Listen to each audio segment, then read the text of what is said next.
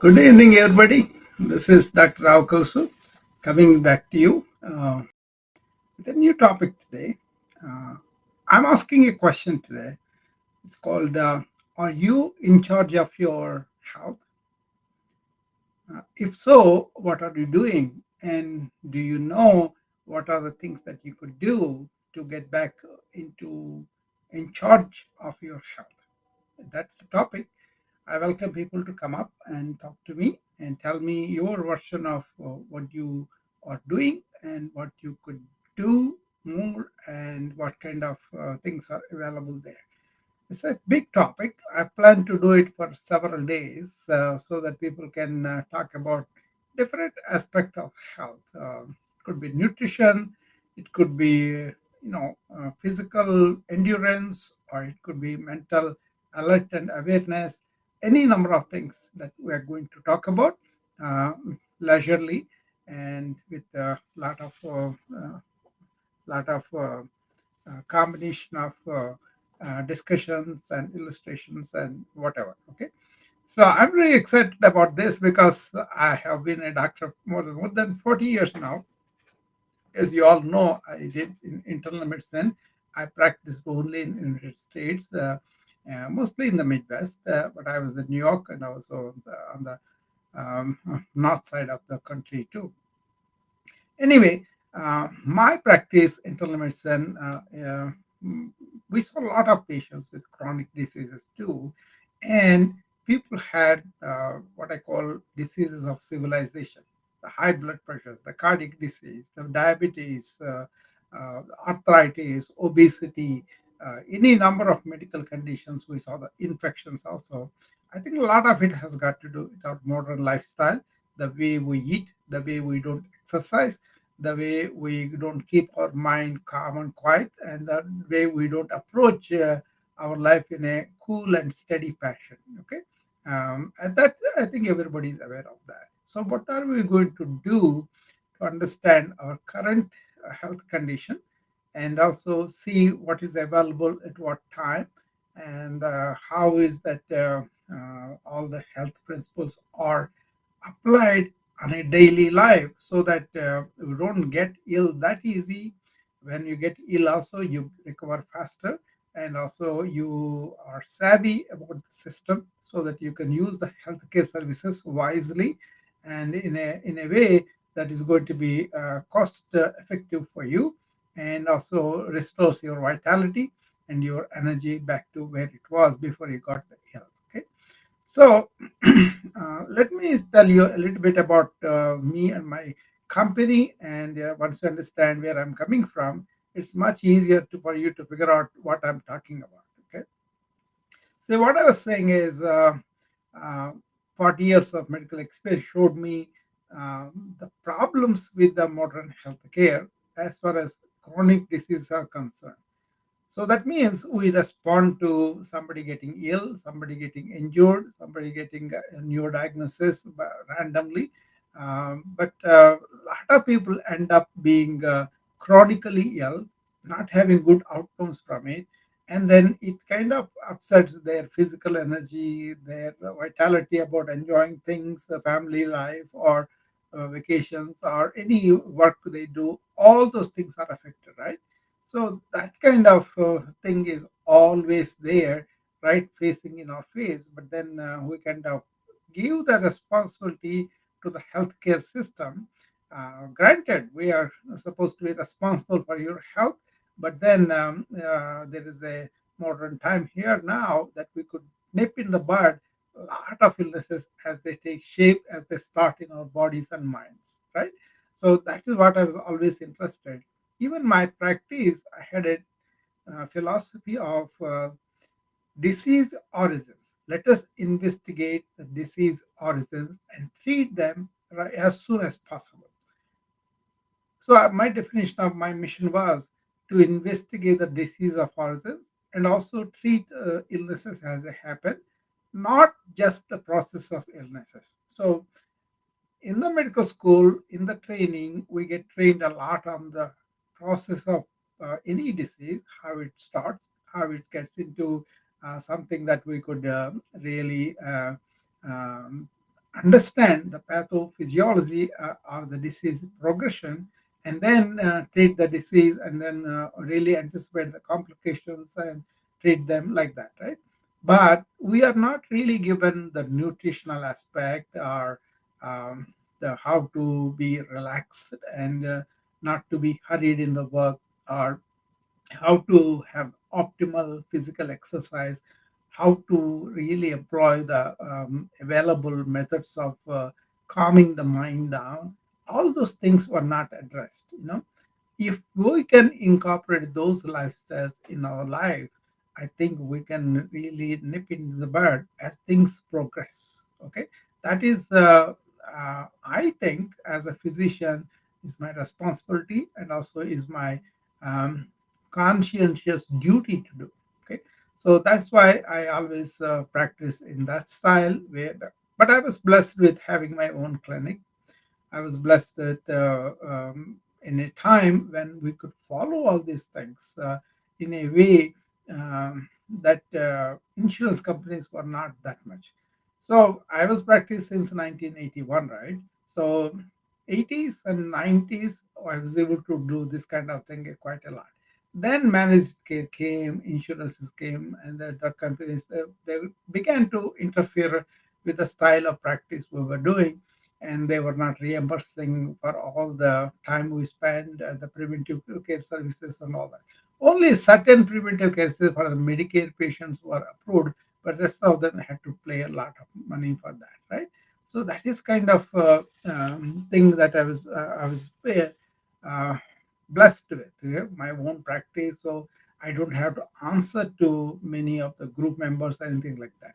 Whoever came to me, they worked for me. So lots of times we practice with that kind of freedom, and we were able to help the patients that way. Okay, it's like a community effort, taking interest in the schools, taking interest in the people's activities, like going for the runs, and conducting nutritional camps, conducting evening camps, that kind of thing.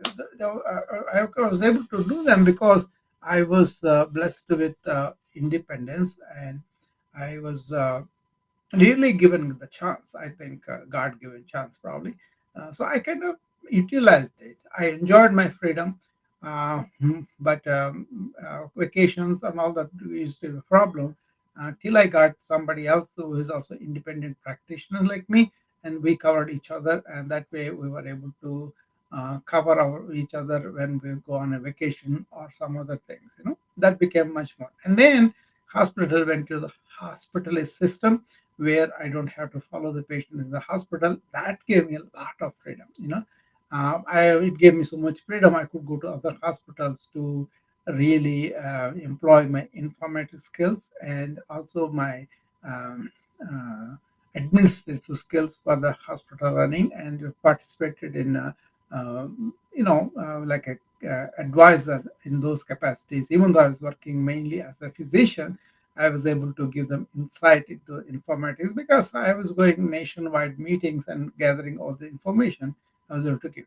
All in all, because I was in associated with the health policy, and how the health reimbursement is going on, I was able to design programs of prevention and health maintenance for my patients.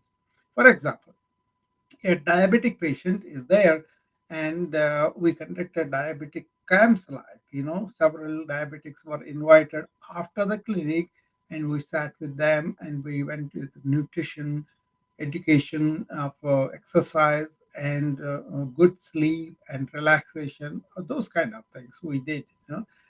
That way, all the diabetics gathering together, getting this education was invaluable for them.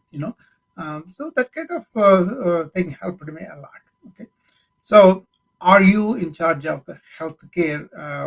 Really took a meaning for me when I brought in my yoga practice into the practice, into the medical practice. So people were asking me about how is my energy is so high all the time, and I told them how I relax, how I keep my mind in the present, and also enjoy the work, love the work. Okay, So that kind of helped me a lot. Anyway, that is a big topic. But patients got the insight into what is yoga, what is the good breathing, what is calming the mind, and then some people really went into the depth of yoga. As I always told people, yoga is not just a physical exercise, even though it's an important component whereby you keep your body in sufficient healthy condition so that you can sit down and reflect on things and turn inward and realize who you are. And then when you combine with that universal consciousness, that is the real yoga. But then people don't have to go all the way. Suppose somebody came for the back pain, we kind of synthesize the modern diagnosis and then properly evaluating the treatment choices. But if it's like a muscular strain and somebody has problems with that, then we kind of combined yoga with that too. And they were very happy to do it. All the sports, I have yoga for football, yoga for tennis, all those. Any yoga practitioners knows these things, what kind of parts of the body you want to train so that they can excel in their tennis, in their football, whatever they are doing, right? So that really helped me a lot to really make them feel the results right away. Even the bodybuilders that were given yoga routines, they were able to do better job, enjoy their sculpting the body much better because they were breathing better and then they're calm and quiet while they're practicing, and also they are having proper nutrition. Those kind of things we added, right? So now the question is, are you in charge of your health for the longevity, for quality of life, and also really staying away from serious illness if you could help it? Suppose you have a genetic disorder, obviously you cannot, but even with that, you can reduce the effects of that genetic disorder when it manifests in you. Okay, that's one thing. At least with mentally, we can help you to cope with it better. Okay, and also bring all the things that are available in modern medicine. Like for example, ophthalmology, for the eyes, right? There's so much developed now. You were having a lot of problems when you have diabetic retinopathy in the past, but now we can do a lot more stuff with the diabetic retinopathy. The ophthalmic field has progressed so much. Likewise, immunology, after the breakout of the HIV, there's so many new factors that came up with the immune system, and we understand much better too. But then combining yoga with the latest immunology was phenomenal because yoga practice itself really induces immunocytes in your body and better flow of the lymph that really helps the immunity quite a bit. It's like a jump starting it and giving it a kick. So you can do that with the yoga practice, but then most of the yoga practice feel good and they have health and they have immunity, but they may not know the internal intricacies of the immune system. What's the modern science presenting with the proteins that are produced, or the cells that are produced, or the lymphatic drainage that can be enhanced? All those things they may not be aware of it. But I was fortunate enough to be in the modern medicine and to be interested in that kind of thing. So uh, just like genome, just like microbiome, all these new things are coming. There are so many tools that are going to be in your grasp. I'm talking about a regular non-medical patient that is out there with a Google, with a personalized medicine, with the apps and with the devices and all those things that are there. But apart from that, how can you be in charge with the basic eating, activity, and sleeping, and also keeping your mind calm? Those kind of things are ancient practices I bring in for people to learn, enjoy, and enjoy quality of life. So in that way, are you in charge of life? Do you know what need to be done at what time of the age? That is there. Okay. Do you, like, somebody takes a series of shots ever since the birth? All the kids are given a lot of shots, right? We kind of DTP, we kind of give for the hepatitis, so many things we give the shots. There is a schedule we give to the patient and then ask them to make sure that is on their calendar and come and get all the new parents. This is all very evident. But apart from that, each age group has suppose you are 50, after we have a recommendation to get colonoscopy at 50, and then depending upon what you have found in the polyps or whatever, we have recommendations every 3 years or every 10 years if everything is normal, like that. If you know the schedules that were recommended and that were really implemented in the medical system, first of all, you have to take those to protect yourself, and combine that with your regular lifestyle, like eating well, that's important, and exercising all the time, and then sleeping well, and also keeping your mind calm. All those things, if you can do that, that will really help you to be ahead of the game in preventing illnesses and in maintaining longevity, maintaining the energy, maintaining the quality of life. And once you have on the board, on the calendar, with all the recommended tests that you need for prevention of cancer, prevention of osteoporosis, things like that, right? Then when you are living on a daily basis, do you reflect on what is that I'm eating? For example, you're supposed to eat only vegetables mostly, and eat less, and also don't have to worry about so many details, then you will be healthy. That is a very simple thing. Eat fruits and vegetables, and eat only when you're hungry, and then as much as possible put in the vegetables and fruits, and then eat when you're hungry, and respond to your diurnal rhythms. That's an important thing. Recently, a group of people who are working on the diurnal rhythm, they got the Nobel Prize. I think it's 2008 or somewhere there. So that means what? Modern life of getting after the work and going there all the time and pushing ourselves to do the work has resulted in this always hurry, always a sympathetic overload of fight or flight, and that producing a lot of stress hormones which are really affecting your health, right? So that is what you want to really pay attention to. I am relaxed, but I know what I want to do, and I'm having a good meal, relaxing, and then I'm exercising in a way that is not punishing my body, but I got ease into understood why I became overweight, why I became so lazy in the morning, and all those things.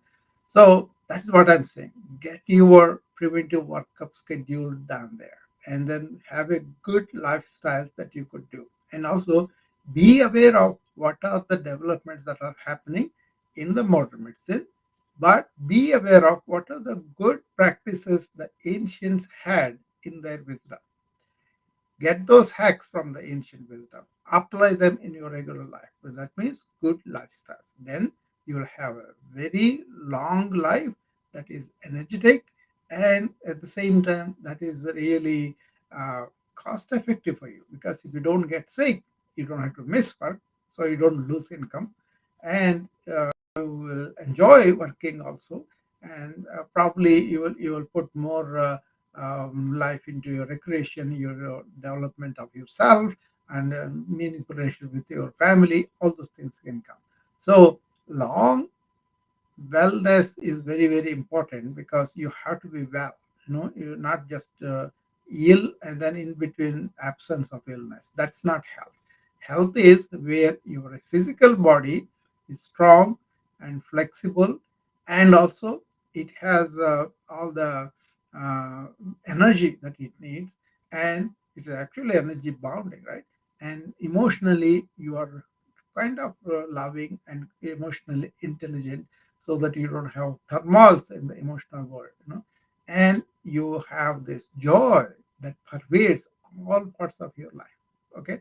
And then you are mentally alert and relaxed. Okay. You have a lot of energy because of that, because you are not thinking unnecessarily, you are thinking appropriately, and also you are not reacting. That means you are emotionally, you are not reacting for everything. you are responding to your tasks in life, your duties in life, that kind of thing. Okay, so remember to have a good preventive workout plan, and then also maintain your health with healthy lifestyles that are really make you feel involved in your lifestyles. That means you are first of all observing and then see what are the problems and then go and learn about this and then bring them to your regular life. So it starts with you at your home, and it starts with all these four pillars of wellness I always talk about: what kind of nutritious food you are eating, how what is the optimal exercise you have, and how calm you are in your mind, and how much good quality sleep you are having. If you can address these four pillars, you will be well off, and then get all the recommended preventive routines like a vaccines, like a bone checkup, like a cancer checkup, so many things we do, right? So you just have a list of those according to your family history, according to your history, your own medical history. You schedule them and you go and do that. Okay, and then that way you will be nipping in the bud. This can be done by youngsters, obviously. All the kids, we have to make sure that they are getting the required vaccines and all that, and also attending the school nutrition and all that, and activity. These days, people are staring the phone a lot, but not the life around them, right? So we want to address those kind of things so that they won't develop attention deficit in the long run. But youngsters, anyway, they are going to be guided by the schools and the adults, and also it's very difficult for the teenager to think like they are also mortal and they can disease can go down. Okay, but then that is the time when you want them to have these habits, and then they can maintain that health through the middle age, obviously, and the old age, obviously. Even old age, if you are sick also, we can do that. At nursing home patients, we give the flu vaccine every year, right? Now we're going to give COVID also every year, probably, maybe twice a year, probably. So all these things are, once we observe, these are the things that we want to do. It is the awareness of the patient and the family that makes them utilize these recommendations, these services that are available. And if you spend more money on this preventive care, then you don't have to spend a lot of money for the hospitals, for the clinics, for the investigations and all that. So there is so much knowledge available now, and so much proper way of getting your health care in order. So now my question is, are you in charge of your health? If you are you getting your preventive workups done? Are you paying attention to your lifestyles? Are you really making changes in your lifestyle? That's my question. As a physician, as a fellow human being, as a citizen, I'm asking this question to all my friends and followers that know me on these apps. I kind of operate everywhere. I'm on Clubhouse, I'm on Wisdom app, I'm on Instagram, and also I'm on all the YouTube, Facebook, and LinkedIn, and Twitter. So I'm trying to reach out as much as I can with this message. I'm sure a lot of people are doing this, but I'm talking about those people that are not really doing this. Okay. So with that, I kind of started this discussion. Really, I'm not going to do the whole thing in one day, but this topic every day or few times a week, as my time permits, I'll be glad to come here and make everybody really take charge of their health and come up with questions that can guide them to find the resources that are available, or to really examine their own lifestyles and get some recommendations where they can really make a significant, meaningful changes in their lifestyles, and thereby live long and good quality of life, and thereby they can enjoy their life and their relationships and the work, whatever they do, they can enjoy that better. Okay, if you are yoga also, physical yoga is only 1% of real yoga. So they want you to be healthy enough to be able to sit down and then meditate and turn inward and find out who you are and mix with that universal consciousness. That means your mind will be calm, and it is calm and quiet. What you are really will be revealed to you. That is the real yoga. But even as also um, physical body and mental health are paid are real big attention by the yoga. So if you understand yoga, you can be physically healthy and mentally healthy too. And actually, yoga book is written by Patanjali. Yoga Sutras is for the mind. Hatha Yoga Pradipika is written for the body, but Patanjali is the authority on yoga. He wrote it for the mind. He wrote it another book for the body on Ayurveda, where the Ayurveda, all the bioenergies are. There is something called systems of biology that is coming up lately, and that is very close to what Ayurveda people talked about centuries ago. Where they took the whole systems and then they said these bioenergies that they are there in cell, in organ, in systems too. So understanding that would be very, very important for us down the line. It is coming there where the systems of biology is close to what ancient medicine talked about. I'm going to do another room on that. It's a very deep subject, but very fascinating because Ayurveda is not ancient and gone. It is relevant to now, to understanding the systems of biology too, and then implementing that. Anyway, that's a new topic. For now, please consider this: am I in charge of my physical health? Am I in charge of my mental health? Am I in charge of relationship health in the society? All those things are very important. I don't think that is optimally done by the healthcare industry because they are so busy taking care of ill patients. But somebody like me who is kind of spent so much time in the field, stepping out a little bit, and then really I want to focus on the deeper aspects that I understood, whereby I'm 67 without any medications, lot of energy, lot of enthusiasm to do lot of things for the society. That kind of energy, that kind of privilege to do that, I really enjoy that. So I kind of said what I wanted to start for today. And if anybody has questions, they can come up on the Instagram or on the Wisdom app or on the Clubhouse. If no questions, this is how I start to begin this series, asking questions of, are you really in charge of your health? Are you in charge of your nutrition? Are you in charge of your exercise? Are you in charge of your sleep cycle? Are you in charge of calming your mind, not reacting to things? That's what is happening with all my burnout colleagues who reach out to me for the suggestions, for the advice. They are perturbed when they see me. I'm having this kind of energy at the end of the day. I was working all day today, but still I'm so enthusiastic sharing this perspective. I got a lot of energy for that. So they were asking me, there's what is called ever renewing energy. That means you are not going to deplete your energy, and then whatever energy you started the day will be continuing. It will be renewing, actually. So it's not just the food and the air that we breathe that gives us energy. It is also how many fewer thoughts we have. Do we have thoughts running on their own accord? And that information overload is a big problem that has been in my purview since 2008.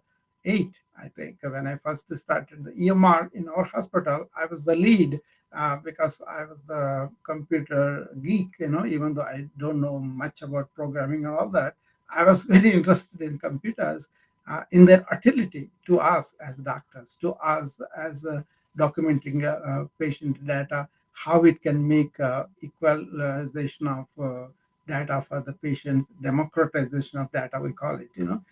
So I was interested in the big data. I was dreaming like I can have this data available wherever I go. Somebody is allergic to something now, that should be available to the doctor who is in a remote area.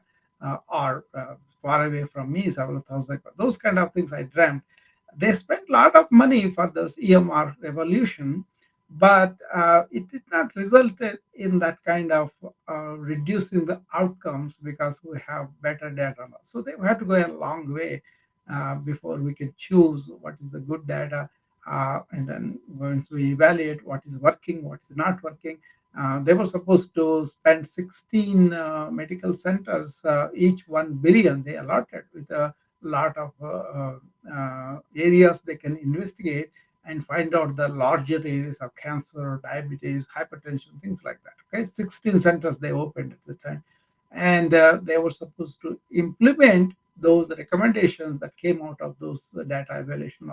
We did some meta studies where we took some of the data of the diabetic, for example, what worked, what did not work, and without doing a lot of research, we took those findings that worked, and then all those data is used to improve the disease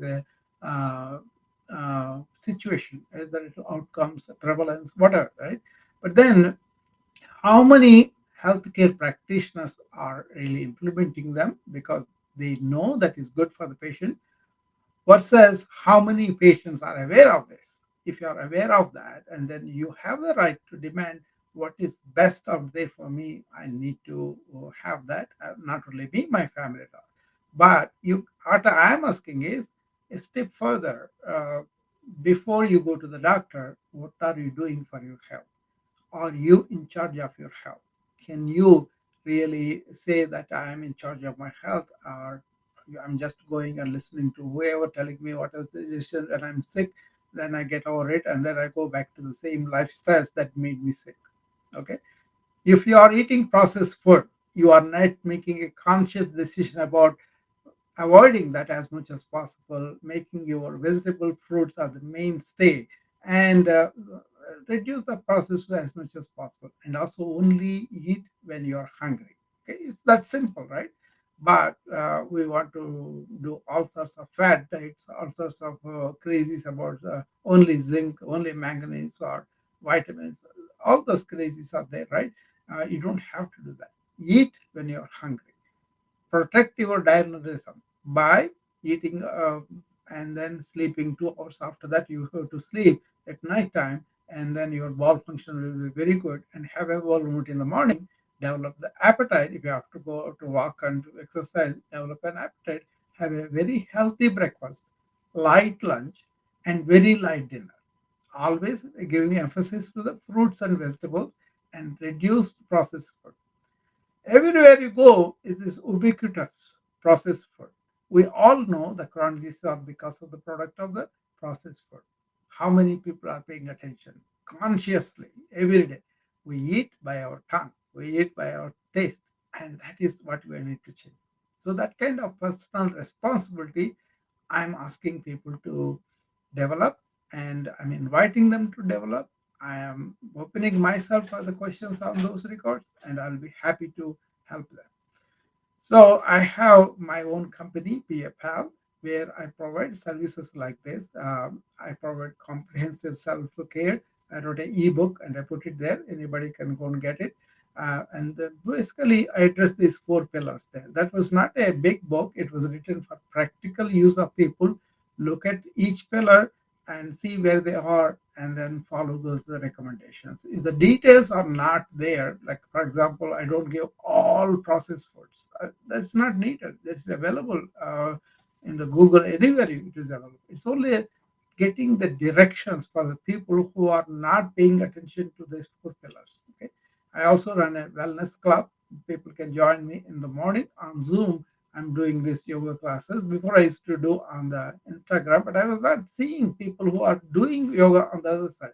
I'm more concerned about watching them and correcting them if they are not doing it. Also, address personally. Like somebody who is with me, she has a back pain, and she was telling me about the back pain, and I'm trying to give her asana that she should focus on, how she should do it.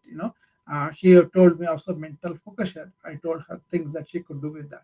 So I want to personalize the practice to that. And also, important thing I train in the morning is how to understand what is reacting emotionally all the time, and not doing that and responding to our tasks, right? So all through the 1 hour, what you do is you kind of be here and now, and your asanas, your breathing, everything is done, but at the same time you are here and now. That kind of cultivation of being in the present, I want them to carry like a fragrance through the day. And when they come out of the day in the evening, review of reactions and put them away. Sleep without any reactions in your mind. When you get up in the morning, be in awareness. And then don't allow the stream of thought right away. It can wait. That is the 1 hour we use for the yoga practice. And then we talk about whatever problems come up. And I'm also available for consultation. People are calling me, and I'm trying to talk to them and give interviews and all of that. That's all pretty much. Whenever they call me, I can see them WhatsApp or Instagram or LinkedIn or even Facebook, and also my Zoom sessions. So usually Zoom, I talk to them on the Zoom. Okay, that's kind of telemedicine, but I don't practice medicine online, but I practice more like helping people understand lifestyle changes and develop their therapeutic lifestyle changes. Okay, so that kind of thing is there, and then lots of times this spiritual realization is something. Personally, that's what I am at. But then when I talk about that, I'm losing a lot of people because they may not be interested in that. So my concern is health, wellness, rather, I would say wellness, where you have a strong, energetic body, you have very alert, aware mind, and you have a joyful existence and love and peace in your heart and harmony with the society, with whatever is going on around your family and all that. Okay? Then you are really practicing wellness. These days there are so many attacks on that. Processed food is really promoted, and sitting down and watching TV or games or whatever, that is promoted quite a bit. That means what? Inactivity is promoted. That is a big deal. We call it sitting is the new smoking. And also lots of thinking, thinking, thinking. That is the bane of our present civilization, and that can be understood. You can use the thinking very effectively, but don't be victim of unconscious thought, and compulsive thought, and really unregulated thought. And there's a simple mechanism. What happens is yoga doesn't say conscious, subconscious, none of that. Really, what they say about it is either you're conscious or you're unconscious. Unconscious is where you are habitually doing without really you yourself initiating. These things come because neuroplasticity tells you the more you think unconsciously, the more neural path you are forming for that thought, and they come automatically later on. So you want to really understand that and avoid this unnecessary thought and be in the thought purposefully and use the thought as though you are in charge, because thought is your tool, body is your tool. That means you are that inner conscious self which is using thought, and also which is using what is that seeing the through the eyes, what is that hearing through the ears. That is the consciousness we want to be in. Those practices help people if they are interested in that. There's a lot of market going, a lot of people are going without realizing themselves first. A lot of people pick up a couple of techniques and then they promote, and the other people are also promoting them. That is, they can perpetuate this illness circle by doing that. What I am proposing to people is realize yourself. There are things that they have that you can do. You don't have any religion. You don't have to be any particular guru or anybody, a slave to anybody. You can investigate by yourself and find out who you are, and then manage your body and mind. So those are all the things that I had to tell you today. I hope I have added value to you, and I hope at least one person picks up this wellness practices I'm always talking about. I'm passionate about. See, I have only two passions now. One is wellness, other one is planet health. how we can help for the planet to be well and saved for the children so that they can enjoy this beautiful earth. Okay, so it's all a question of understanding these things and really putting. So my friend Charity Brown is there. Uh, so I'm very happy to see her. She is somebody whom I met yesterday, and very excited about her attitude of understanding these matters and being in sync with that. So this is wonderful to see her there. Hi, Charity. If you want to come up, please come up. So uh, all these issues are not very new to people. All I'm saying is, are we consciously doing them or not? Examine, find your patterns of lifestyles, and then make changes in the diet, make changes in the exercise routine, um, take some time to calm yourself down. That is the one really I'm looking for, and I'm available for anybody who wants to come and talk about these things. And I will be really happy if you reach out and initiate these dialogues and then involve in your own healthcare. Okay. So with that, I will stop here, and I will be talking to you on a daily basis, and then well, hopefully you can communicate with me on the DM. You can send me DMs on the Instagram or LinkedIn or any number of platforms I'm in. Okay, and I will try to respond to you. And if you want to come and talk to me on Zoom, that is also fine. You go and visit my website, which is BAPAL slash register. All the available services are there, and you can book your own time on the calendar. Otherwise, you can just send me a message and I can respond to that too. And I would invite people to come and attend these live sessions that I do, and I do in a series because I want to have my subject some kind of meaning for me that I want to convey value. And this is one topic that my lifetime avocation, right? I have been a doctor forever. I was a doctor at 23 years, and then I'm now 67. So 44 years I have been a doctor.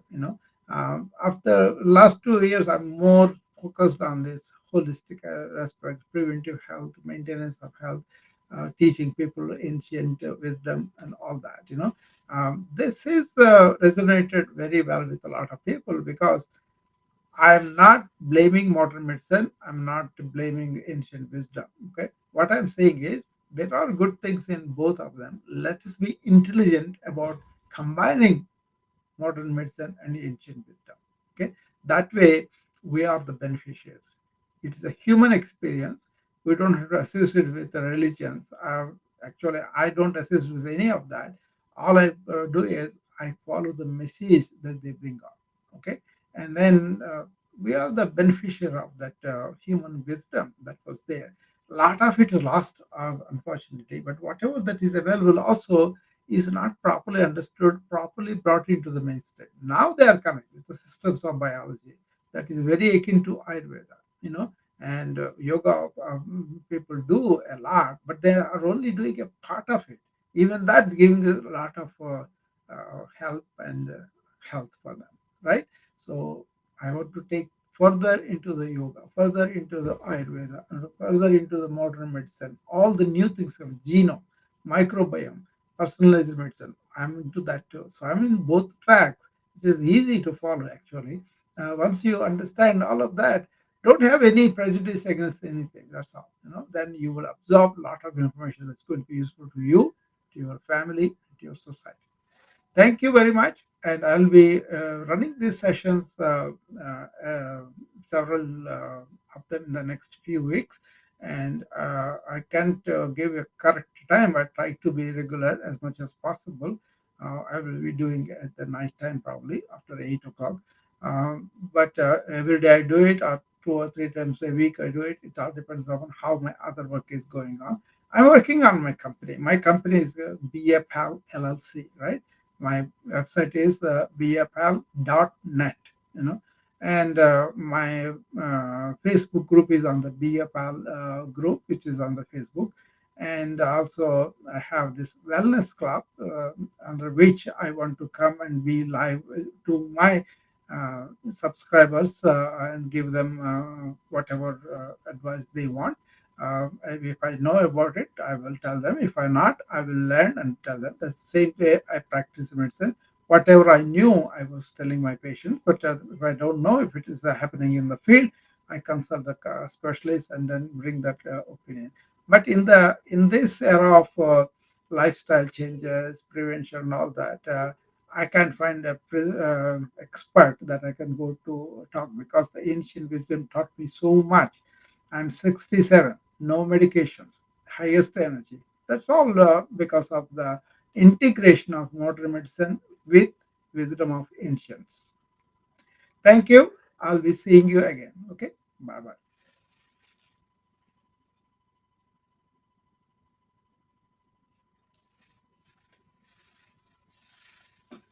Somebody wants to come up here. Okay. I'll talk to her. Yeah. Janet. Hey, how you doing, Doc? I'm good, Janet. How are you? I'm good. Can you tell me something about gut health? Oh, Gut. I got a. My stomach is big. I got a big gut. okay. I'm, What is the I'm trying problem? to lose. What's the problem? Well, I don't have problem. I don't think I have problem with bowel movements. Uh-huh. So what is the question? It's what you know. What do you know about gut health? Oh, gut health. You Okay, know. okay, okay. I did get you. Yeah, this is known in the ancient system also because they put it as one of the most important things to have a free bowel movement. Okay, so it starts with having fiber in our diet and fluid, and also really moving about. That's the one thing. Other thing is people have eaten yogurt for centuries, and that even in our diet we finish with yogurt all the time, all the meals, right? And that has become probiotics like now, so always help yourself with buttermilk or yogurt. That is very good for your gut health. And probiotics are there, you can take them too.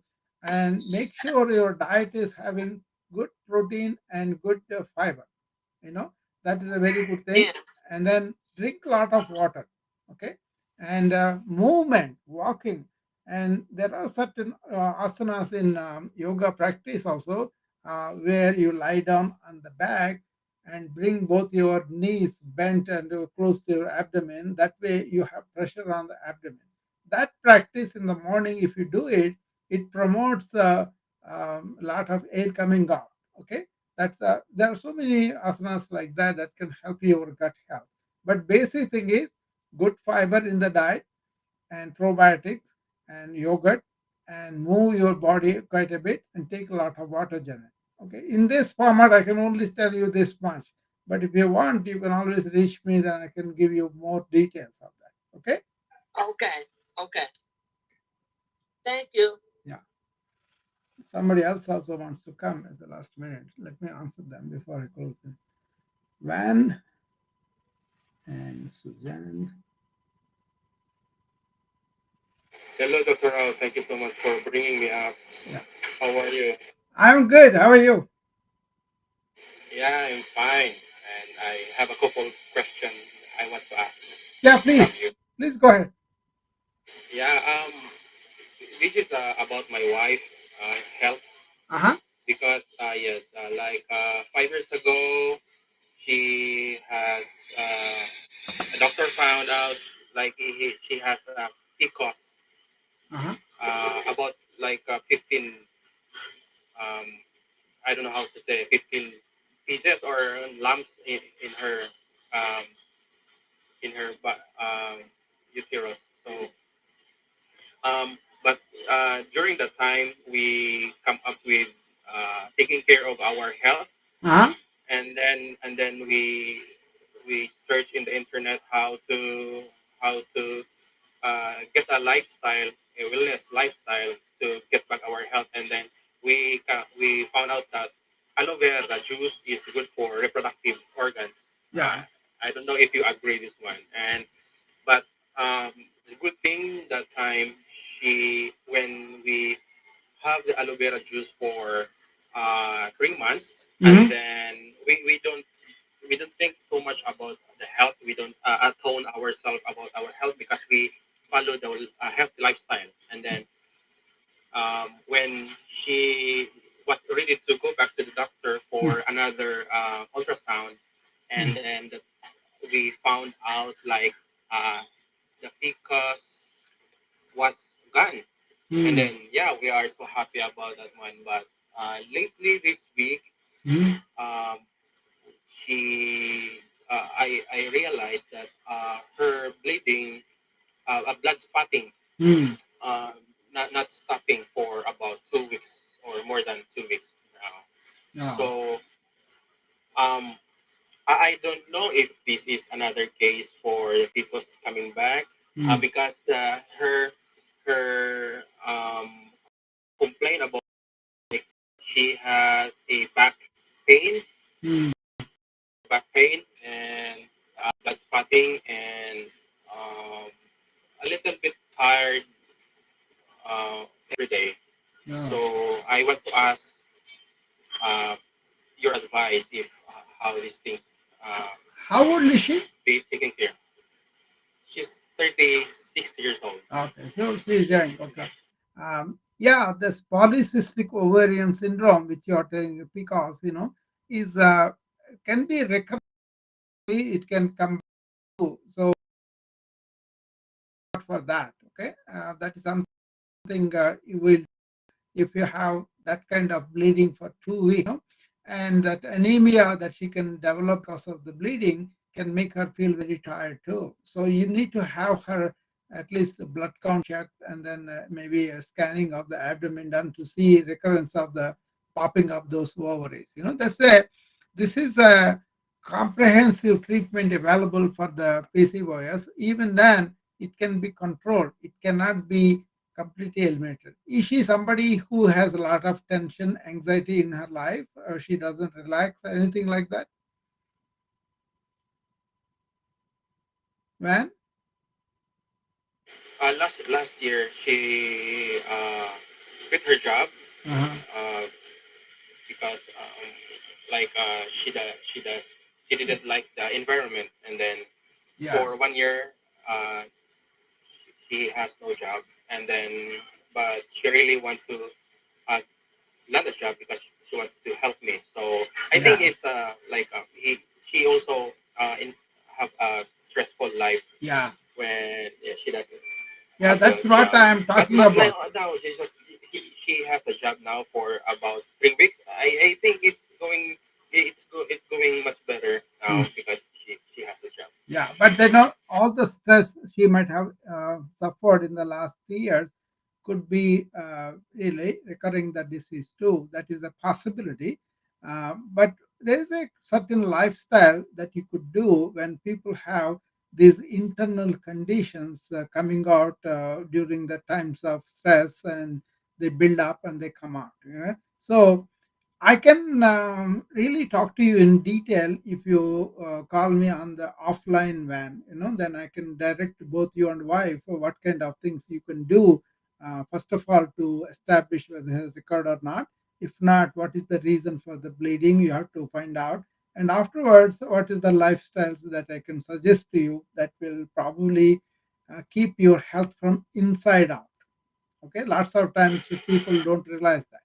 Okay, Wow, that's so great, Doctor. yeah, I've been following you even in Instagram. I've been yeah. watching your Instagram live. Yeah, reach Yeah, out to me and then please let me know how can we yeah, reach you offline in yeah, the other line. So yeah, yeah, we're yeah, I'm so happy to talk to you yeah. more Send about me this send me the because DM on we Instagram. want to come up with not a medication, but we want to Yeah, change our lifestyle. yeah, yeah. That's what I was interested in. I don't treat patients online, but then I can suggest the lifestyle, like so send a DM to me on the Instagram, then I'll be able to help you. Okay. Thank you, Dr. Thank you so Okay. much. Yeah, All right. I Yeah, we will be closing now, and then I will see you again later. Okay. bye. Thank you. Bye.